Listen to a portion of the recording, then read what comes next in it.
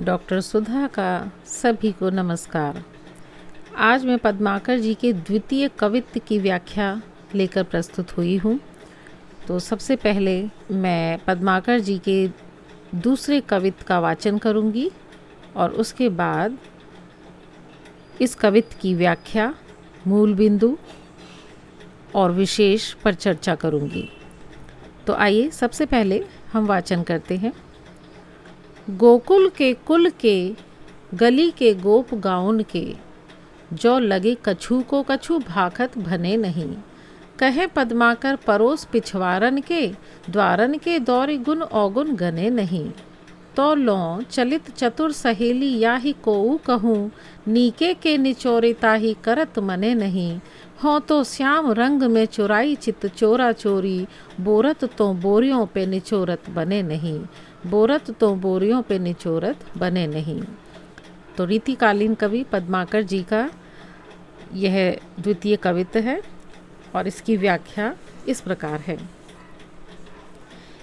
इस कवित्त में कवि पद्माकर जी ने गोकुल गांव में होली के सुंदर दृश्य का वर्णन किया है। बहुत ही सुंदर तरीके से उन्होंने यहाँ होली के दृश्य का वर्णन, होली पर किस तरह गोकुल गांव के सभी गोप ग्वाले मस्ती कर रहे हैं, हुड़दंग कर रहे हैं, इसका सुंदर तरीके से वर्णन उन्होंने किया है। गोकुल गांव में जैसा कि पद्माकर जी कहते हैं, गोकुल के कुल के गली के गोप गाउन के, अर्थात गोकुल गांव में होली के दृश्य का वर्णन करते हुए कहते हैं कि होली के अवसर पर गोकुल गांव के विभिन्न कुलों के, कुलों अर्थात परिवारों के विभिन्न गलियों में रहने वाले गोप अर्थात ग्वालों के बारे में क्या कहना। वो कहते हैं कि गोकुल के कुल के गली के गोप गाउन के, जो लगे कछु को कछु भाकत भने नहीं। भाकत यानी कहना, अर्थात गोकुल के कुल के अर्थात सभी परिवारों के सभी ग्वाले आपस में होली खेल रहे हैं और उनके होली खेलने के तरीकों के बारे में क्या कहना। अर्थात सभी ग्वाले होली की मस्ती में डूबे हुए हैं। जिसको जैसा सूझ रहा है, जिसको जैसा मन में आ रहा है, वह वैसा ही कर रहा है। कहें पद्माकर परोस पिछवारन के, द्वारन के दौरे गुण अवगुण गने नहीं। पद्माकर जी कहते हैं कि पड़ोस के पिछवाड़ों के द्वारों अर्थात दरवाज़ों से दौड़े चले जा रहे हैं। जिसको जैसा मन कर रहा है वैसे ही एक दूसरे के साथ होली खेल रहे हैं, परंतु कोई किसी के गुण अवगुण नहीं देख रहा है, कोई किसी का बुरा नहीं मान रहा है।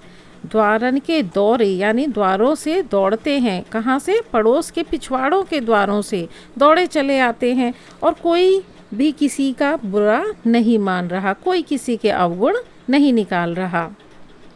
आगे वो कहते हैं, तो लो चलित चतुर सहेली याही कोऊ कहूँ, नीके के निचोरे ताही करत मने नहीं।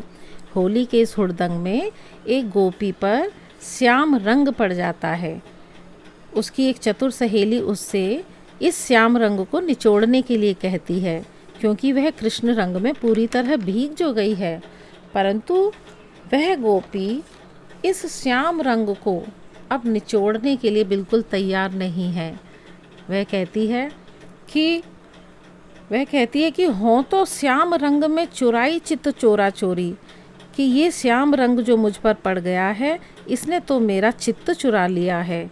अर्थात मैं कृष्ण के प्रेम में जुड़ती चली जा रही हूँ, कृष्ण के प्रेम में डूबती चली जा रही हूँ। बोरत तो बोरियों पे निचोरत बने नहीं। बोरत अर्थात डूबना, कि मैं तो इस रंग में डूबती ही चली जा रही हूँ। बोरत तो बोरियों यानी डूबती ही जा रही हूँ। मैं इस श्याम रंग को अब अपने से नहीं अलग कर सकती। इस श्याम रंग को मुझे निचोड़ना अब मंजूर नहीं है। अर्थात वह सखी अब इस कृष्ण प्रेम रंग में डूब गई है, उस पर कृष्ण प्रेम रंग चढ़ता चला जा रहा है। अब वह इस रंग को नहीं निचोड़ना चाहती। यहाँ होली के माध्यम से गोपी पर श्याम रंग, और यहाँ श्याम रंग का मतलब है कृष्ण प्रेम का रंग, अर्थात कृष्ण प्रेम का रंग चढ़ जाने का यहाँ सुंदर वर्णन किया गया है। यह तो थी इस कवित्त की व्याख्या। अगर हम इस कवित्त के कुछ मुख्य बिंदुओं को देखें तो वो इस प्रकार हैं। यहाँ गोकुल गांव में होली के दृश्य का सुंदर वर्णन किया गया है। गोकुल गांव के विभिन्न कुलों अर्थात परिवारों के ग्वाले आपस में होली खेल रहे हैं। ग्वाले होली में वही कर रहे हैं जैसा उनका मन चाह रहा है। वे पड़ोस के पिछवाड़ों के दरवाज़ों से दौड़ दौड़ कर इधर उधर जा रहे हैं। होली की इस मस्ती में कोई किसी के अवगुण अर्थात बुराई नहीं देख रहा है, कोई किसी की बुराई नहीं निकाल रहा है, अर्थात किसी को कुछ बुरा नहीं लग रहा है। एक गोपी पर श्याम रंग लग जाता है, वह उस श्याम रंग में धीरे धीरे पूरी तरह भीग जाती है। दूसरी सखी उसे श्याम रंग निचोड़ने को कहती है, परंतु वह गोपी श्याम रंग अर्थात कृष्ण प्रेम रंग को अब निचोड़ना नहीं चाहती। वह कृष्ण रंग अर्थात कृष्ण प्रेम के रंग में डूबती ही चली जाती है। यहाँ ध्यान देने योग्य बात यह है कि यहाँ श्याम रंग में श्लेष अलंकार है, और श्लेष का अर्थ है बच्चों कि एक ही शब्द के दो अर्थ निकलना। तो यहाँ श्याम शब्द के दो अर्थ निकलते हैं। श्याम का एक अर्थ है कृष्ण और ये दूसरा अर्थ है काला। तो इस प्रकार इस कवित्त के यह मुख्य बिंदु थे।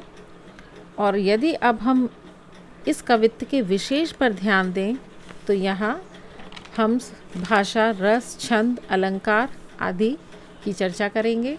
तो सबसे पहले हम यहाँ देखते हैं, यदि भाव की दृष्टि से देखें तो यहाँ विशेष बात क्या है कि कवि पद्माकर जी ने गोकुल गांव की होली की मस्ती का सुंदर वर्णन किया है। भाषा पर यदि हम दृष्टिपात करें तो कौन सी भाषा का प्रयोग है यहाँ? ब्रज भाषा का। और छंद की बात करें तो यहाँ छंद कौन सा है? कवित्त छंद। और अलंकारों में यदि हम देखते हैं तो श्याम रंग में श्लेष अलंकार है, और बाकी जगह अनुप्रास अलंकार का सुंदर वर्णन है। अनुप्रास अलंकार कहाँ कहाँ है? गली के गोप गाउन, चलित चतुर, चुराई चित चोरा चोरी, कछु तो कछु, पद्माकर परोस पिछवारन, इनमें अनुप्रास अलंकार है।